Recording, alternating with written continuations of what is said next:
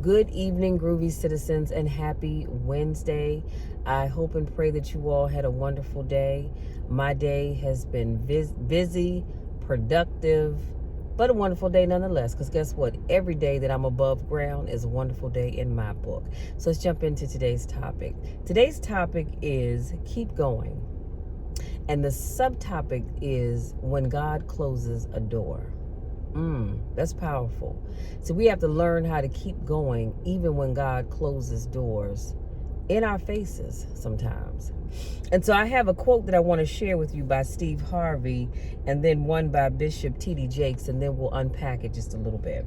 So Steve Harvey says, when someone closes a door in your face, all you have to remember is when God allows them to close the door in your face, all God wants you to do is walk up the hall.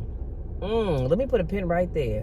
When God closes or allows a door to be closed in your face, he said, all right, just walk up the hall. It's some more doors, because there are going to be other doors. He has a better door that he wants you to go through. Y'all, that's powerful. And for real, we can have the benediction and go on home. So when a door closes in your face, don't get angry. Don't get mad. Don't start tearing up stuff. Don't cuss nobody, although you may feel like it. But don't do all of those things. You know why? Because when one door closes, and it doesn't matter what that door is. It could be a door to a relationship. It could be a door to your job. It could be a door to an opportunity. Whatever it is, when God closes that door or those doors in your face, and I'm talking about, bam, the door slamming right here, it's all right. Brush yourself one off and going up the hall, because there are other doors. There are other doors that God has for you, but you've got to leave that door that closed on you so that you can go up the hall to other doors. Oh, come on, somebody. And then Bishop T.D. Jakes, he says, I'm going to curse the door on you going back. Can I say that one more again? Because somebody in the back of the room didn't hear me. He said, I'm going to curse the door on you going back. You will never be able to get back to who you were. Come on, somebody. Now, we're talking about doors closing, right? We're talking about doors closing. And Bishop T.D. Jakes has said, I'm going to curse that door so that you're not able to go back to who you were. Why? Because God is making you into a whole new person. The people who used to help you will not help you. The people who used to be there won't be there. I'm going to shut the door on who you were before you're going to have to. I'm going to shut the door on who you were before, and you're going to have to grow up and go forward because that door is now shut. Let me just say this. When I was a child, I thought as a child. Y'all know the rest of that scripture, so I don't need to even go on further with that. But sometimes God has to close the door on who you were before. So it forces you to have to grow up, grow a pair. Y'all know what I'm talking about. And step into your purpose. And then he says, God will close the Red Sea so that you can't miss Egypt and go back for the onions and end up in handcuffs. I have to say that one more time.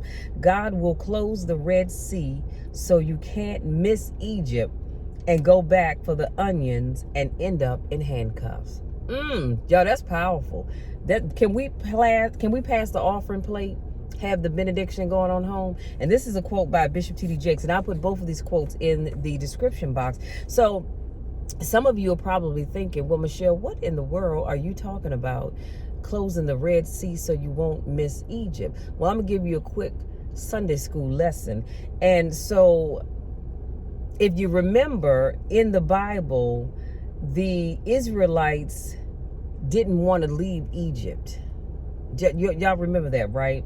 And the reason why they didn't want to leave Egypt, as Bishop T.D. Jakes said, that he's going to close the Red Sea, because remember, the Red Sea was parted so the Israelites could leave Egypt. But he's saying now that God is going to close the Red Sea, which he did, so that the Israelites couldn't go back. Well, the reason why the Israelites feared leaving Egypt was because they feared that they were going to die in the desert with Moses and face other issues. And they feared this. Really, they feared the unknown. And here's the problem.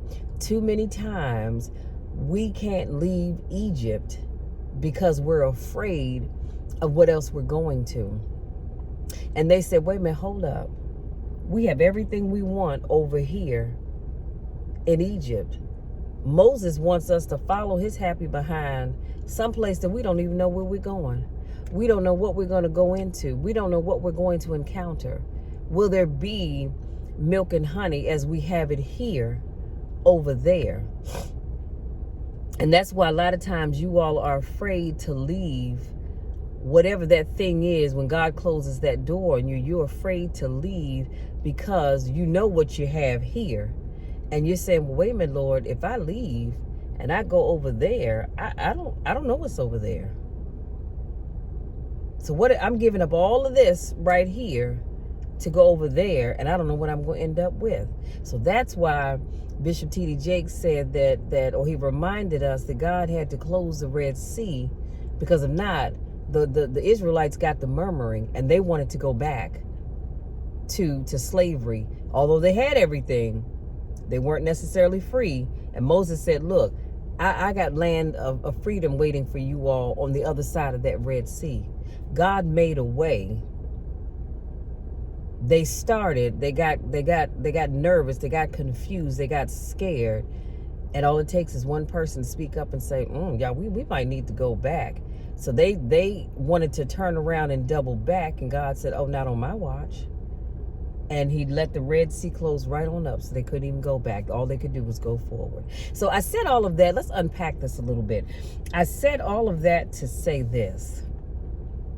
We have got to learn to not be afraid to move forward just because we don't know what else is waiting for us. That's just like, do you know how many times I've talked to people who are in relationships? They're not happy. They're in relationships with people who are physically abusive, mentally abusive. They're indecisive. They have nothing going for them. And the list can just go on and on and on. And people will say they're not happy. And my question is always, well, why do you stay? See, we've defined the problem because we talked about it before. But I'm asking you now, why do you stay? And more often than not, people will say, well, because I love him or I love her. Or they'll say, I've stayed because I already know what I'm getting here. And so they're afraid to give up this relationship to go seek another one because they don't know what's going to happen over there. That other relationship may not work out. So they'll say, well, I'll just have to put up with this person's mess because I already know them. But don't you deserve better? Sorry, y'all, my sinuses are draining, because y'all know I've already told you before. Any man that comes into my life, you raise your hands or I'm raising them back, because I've been down that road once and never again would I ever allow that to happen. Or I should say, I would forgive, but I'm moving on. So you got the wrong sister. If you think you will roll up in my camp raising your hands, you will not disrespect me. You will not put your hands on me, because I know that I'm a child of the Most High God. I know I'm a queen and I deserve nothing but the best, and I will have the best. And guess what? Even if I can't find the best, I'll be by myself, because I know I'm going to be good to myself. I'm always going to be good to Michelle, even if nobody else is. But what I'm saying to you all today is, stop settling. Stop being afraid to step out and do new things just because you're not sure of what you may be stepping into.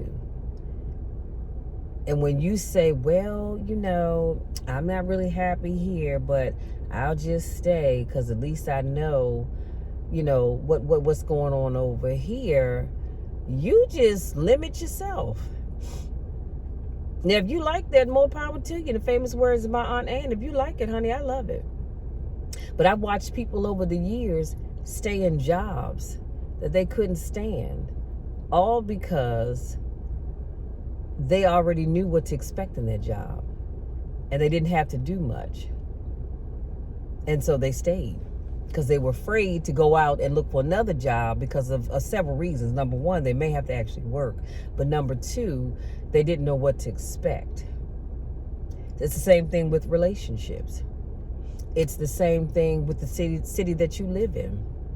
Maybe the city in which you live has offered you all that it's going to offer you, and you might have to move someplace else. And you're afraid to go to another state to live, just like the Israelites were afraid to leave Egypt because of the unknown. Well, can I just tell you this? Anything that you do for the first time is unknown. When you get into a business venture, it's an unknown area. You may have read about it, you may have seen testimonies, but you don't really know what's going on with that business. But you'll step into it if somebody tells you can make a lot of money. When you meet that man or that woman, they're fine as wine, you're willing to give it a chance just based off what they look like. We haven't even gotten down into the weeds of things, but based off what they look like, you're willing to go into the unknown for that most times. So all I'm saying to you is, as I get ready to wrap this up, is that when the doors of life are shut in your face, count it as a blessing. And I say that because I serve a God who doesn't just let things happen. See, what I've come to understand over the years is that when things happen, they don't just happen randomly. No, you may think that and I may think that, but they don't just happen randomly. See, God already knew that door was going to close. He knew when it was going to close specifically. You didn't know it, I didn't know it, but God knew it. And a lot of times, like I tell people, God has to close that door in your face, not to hurt your feelings, but to say, look, I've had enough. I've been trying to tell you, you need to leave this job. You need to leave this relationship. You need to leave this company or whatever, wherever it is that it might be, because I have something better for you. But until you let this go, I can't let better happen for you. And it goes back to, you guys know I always love to do the illustration where I show my hands clasped like this. As long as my hands are clasped, I can't receive that which God has for me. Because how am I going to do it? My hands are clasped together. Oh, but when I open them up and I stretch my hands out, my hands are now free to receive that which God has for me. And it's the same for you. But if you stay closed up and you stay afraid to start new things, to see new things, to go new places, then you're going to always be stuck. But one thing's for certain, two things for sure. When you won't do the right thing, God will force you to do the right thing. Yes, he will. Like I said, it may not feel good, but he's going to force you to do the right thing, because he's going to say, now look at this. I'm trying to bless this child over here. But they stay hell-bent on holding on to whatever that thing is. So I'm going to have to just snatch it from them so that I can bless them with something else. God, and I don't know about you all, but God saves us from ourselves a lot of times. And for that, I'm thankful. When I look back over my life at relationships, jobs, anything else that didn't work out, the beauty of all of that is because God has something better for me, and he has something better for you. Yo, that's my time. I want to say thank you so much. If you're new to watching my videos, I vlog on Mondays, Wednesdays, Fridays, and Saturdays, sometimes Tuesdays and Thursdays, very rarely on a Sunday. Come back, watch another motivational video. Hopefully something that I said resonates with you. Allow it to marinate in your spirit, and let it really start to sink in. If you've had a door closed in your face recently, that's why. That's why. It's not to shut you down. It's so that you can see that there's something else better waiting for you. If this is not your first rodeo, I want to say welcome back. I missed you guys. So good to see you all again. Go out there. Enjoy the rest of your day. You know the drill, you know my spiel. I love each and every one of you to the moon and back, and there's nothing you can do about it. Until our next car conversation, take care.